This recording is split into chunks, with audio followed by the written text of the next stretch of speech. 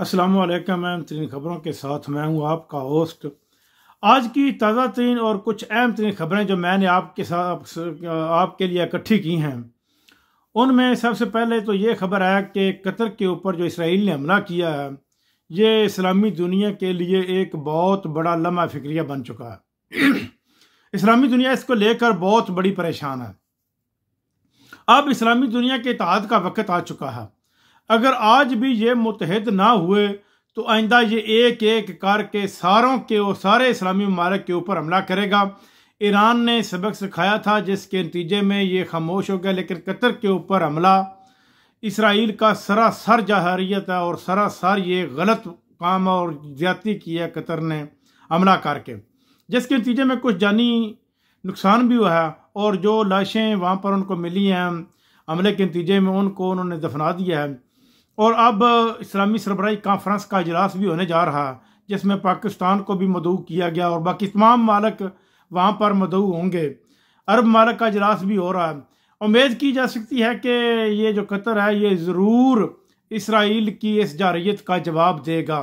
अगर ये इस जारहियत का जवाब देने में कामयाब हो गया तो इसराइल को कान हो जाएगा, आइंदा वो किसी भी मुल्क के ऊपर हमला करने से पहले बेशुमार सोचेगा, बल्कि उसके कदम जो है वो एक जगह पर महदूद होकर रह जाएंगे। हो सकता है कि वो फ़लस्तीन की जान भी छोड़ दे, क्योंकि ये एक ऐसा साना हुआ है जिसकी जितनी भी मजम्मत की जाए वो कम है। नाज़रीन, उधर पाकिस्तान में जो सैलाबी रेले हैं वो चढ़ चढ़ कर आ रहे हैं। इस वक्त जलालपुर पीरवाला में बहुत बड़ा सैलाबी रेला आया हुआ है। मुल्तान पूरे का पूरा शहर डूबा हुआ है। हुकूमत की जितनी भी कोशिशें हैं वो बिल्कुल आप यूँ समझ लें कि ऊँट के मुंह में एक जीरे के बराबर हैं।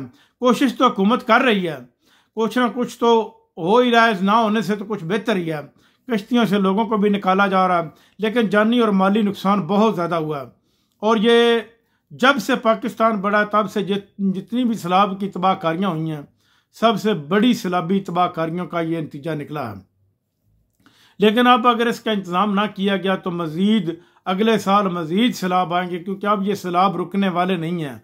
अब ये सैलाब बढ़ते जाएंगे और ये मज़ीद अगर बढ़े तो ये मज़ीद नुकसान होने का भी खदशा है।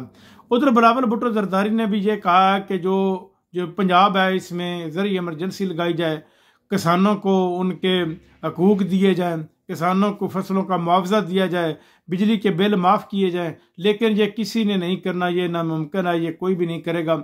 यूं के तूं ही चलते रहेंगे।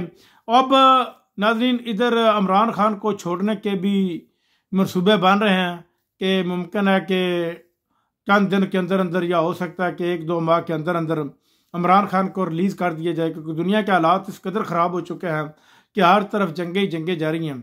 और जंग से अगर ये मामलात बढ़ते हैं तो हर मुल्क अपना इस्तेकाम चाहेगा, और इस्तेकाम के लिए ज़रूरी है कि पाकिस्तान का जो एक बहुत बड़ा सियासी लीडर है, जिसके साथ इस वक्त 84% लोग जुड़ चुके हैं, उनको राह करना इनकी मजबूरी बन जाएगी। अपना ख्याल रखिएगा। अल्लाह निगहबान।